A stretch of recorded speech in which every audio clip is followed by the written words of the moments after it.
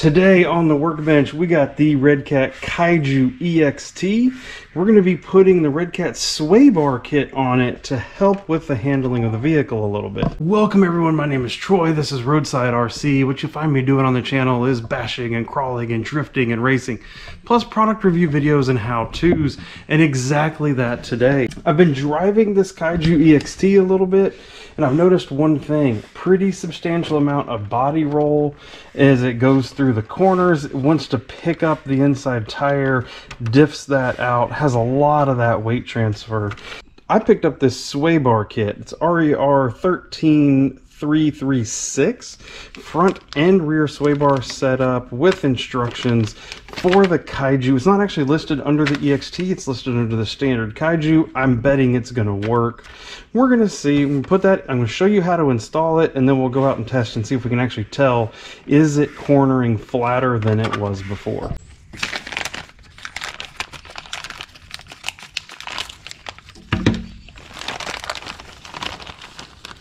It is nice, they actually do come assembled already.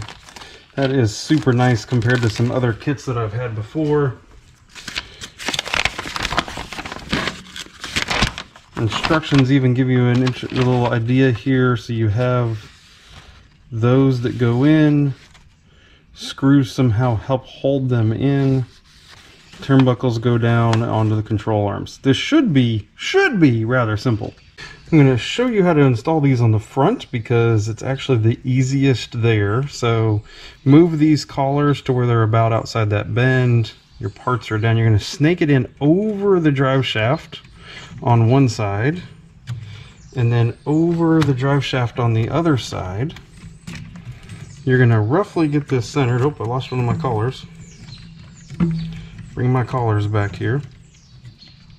There's this groove right here in this front bulkhead, and you're going to push it straight into that groove, and it's going to lock it in pretty solid there, but we're going to lock it in even more. So these collars, I believe these collars are here to help control the side-to-side movement and how stiff side-to-side this SwayBar will move back and forth, and so we're going to get that SwayBar centered, which is a little bit of a chore. Kind of eyeballing where center is, moving it side to side. Right about there is pretty dang close. And then you can lock it in with your 1.5 millimeter. I'm probably going to come back here and put some Loctite on these, because otherwise that will come loose. The kit also comes with these screws that are then going to hold it in so that that SwayBar can't come out. So you see we're going to tighten this up, and it goes right over that SwayBar to where it's just physically cannot be knocked out of there.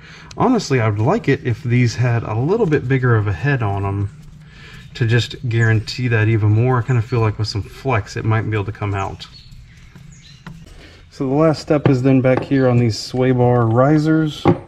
You get these links down in place. There's a ball right there already.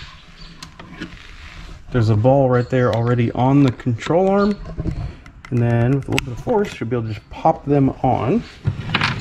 You want to do that on both sides. And with that, the SwayBar is now attached. We're going to check movement.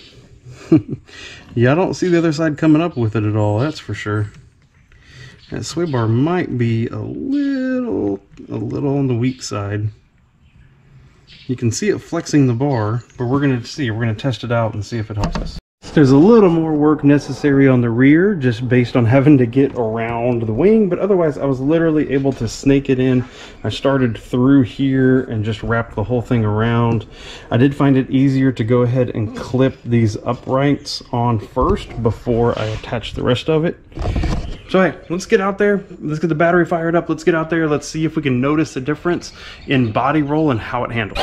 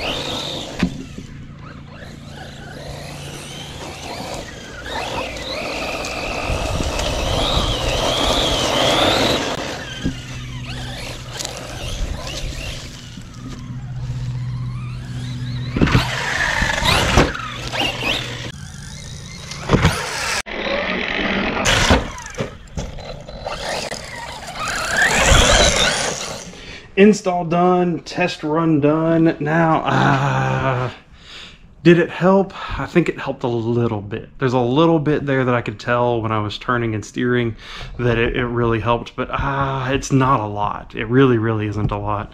I really think that wire diameter that they include there in the SwayBar kit is just too thin.